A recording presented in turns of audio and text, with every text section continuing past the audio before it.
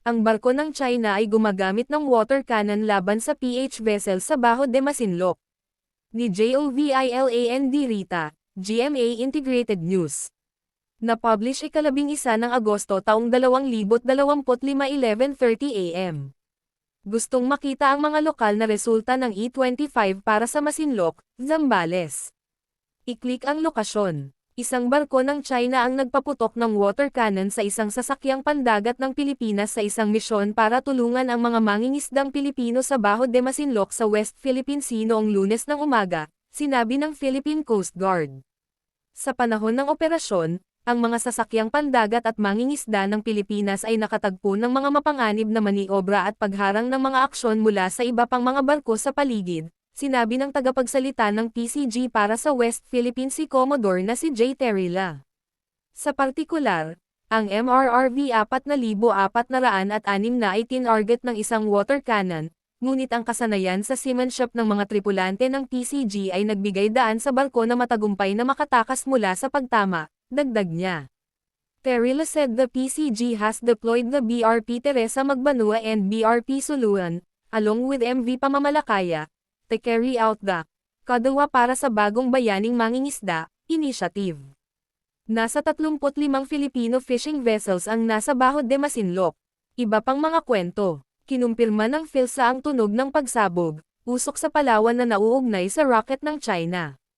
Nakita ng PCG, before ang barkong pandigma ng China sa mga barko sa Baho de Masinloc. PCG, 3 Chinese Coast Guard vessels sa Baho de Masinloc, 3 research ships sa PHEEZ.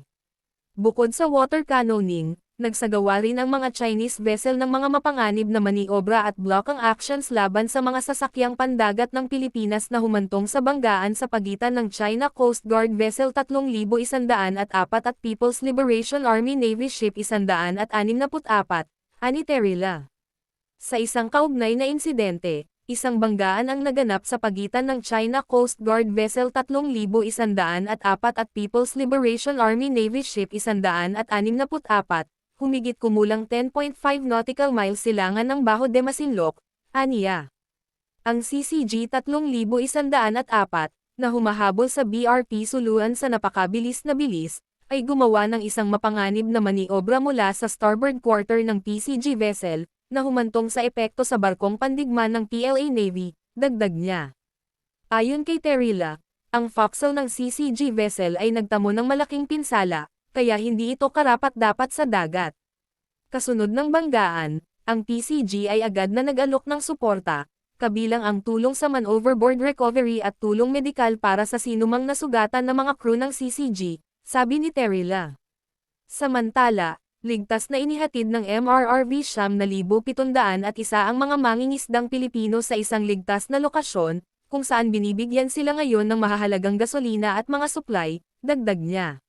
Nakipag-ugnayan ng GMA News Online sa Chinese Embassy para kunin ang pahayag nito sa insidente ngunit hindi pa ito naglalabas ng isa hanggang sa oras ng pag-post, KG, GMA Integrated News.